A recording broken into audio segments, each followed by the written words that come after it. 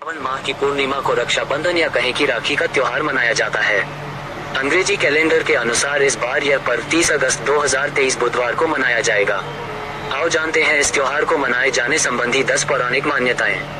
1. भविष्य पुराण में कहीं पर लिखा है कि सबसे पहले इंद्र की पत्नी शची ने वृत्रासुर से युद्ध में इंद्र की रक्षा के लिए रक्षा सूत्र बांधा था।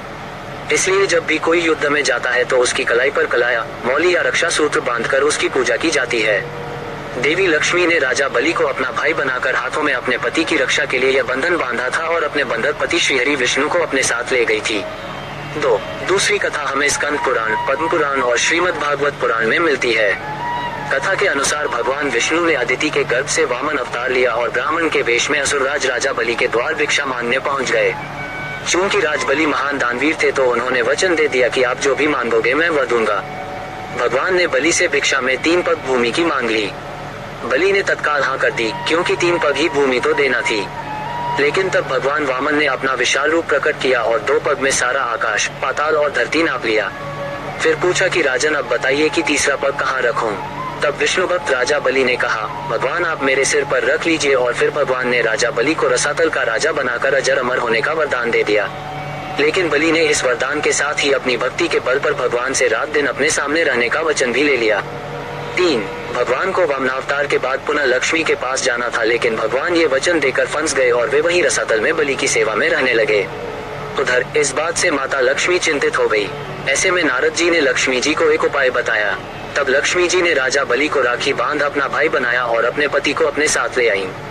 उस दिन श्रावण मास की पूर्णिमा तिथि थी। तभी से यह रक्षाबंधन का त्योहार प्रचलन में है। 4. माना जाता है कि राजसूय यज्ञ के समय जब श्री कृष्ण ने शिशुपाल का वध कर दिया था तो तब उनकी अंगुली से खून बहने लगा था। इसे देखकर द्रौपदी ने तुरंत ही अपनी साड़ी का एक टुकड़ा फाड़कर उनकी अंगुली पर बांध दिया था। इस कर्म के बदले श्री कृष्ण ने द्रौपदी को आशीर्वाद देकर कहा था कि एक दिन मैं अवश्य तुम्हारी साड़ी की कीमत अदा करूंगा। इन कर्मों की वजह से श्री कृष्ण ने द्रौपदी के चीरहरण के समय उनकी साड़ी को इस पुण्य के बदले ब्याज सहित इतना बढ़ाकर लौटा दिया और उनकी लाज बच गई। कहते हैं कि इसी के बाद रक्षाबंधन पर बहन द्वारा राखी बांधने की परंपरा की शुरुआत हुई थी। 5. उत्तर भारत में रक्षाबंधन वाले दिन अर्थात श्रावण की पूर्णिमा को राखी का त्योहार मनाया जाता है, जबकि दक्षिण भारत में समुद्री क्षेत्रों में नारियल पूर्णिमा का त्योहार मनाया जाता है। नारियल पूर्णिमा खासकर सभी मछुआरों का त्योहार होता है। मछुआरे भी मछली पकड़ने की शुरुआत इसी दिन से भगवान इंद्र और वरुण की पूजा करने से करते हैं। पूजा के दौरान विधिवत रूप में उन्हें केल के पत्तों को समुद्र किनारे नारियल अर्पित किए जाते हैं। इसीलिए इस राखी पूर्णिमा को वहाँ नारियल पूर्णिमा भी कहते हैं। दक्षिण भारत में यह त्योहार समाज का हर वर्ग अपने अपने तरीके से मनाता है। इस दिन जनेऊ धारण करने वाले अपनी जनेऊ बदलते हैं। इस कारण इस त्योहार को अभितम भी कहा जाता है।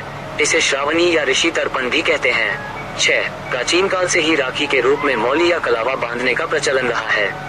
हाथ के मूल में 3 रेखाएं होती हैं जिनको मणिबंध कहते हैं। भाग्य व जीवन रेखा का उद्गम स्थल भी मणिबंध ही है। इन तीनों रेखाओं में दैहिक, दैविक व भौतिक जैसे त्रिविध तापों को देने व मुक्त करने की शक्ति रहती है।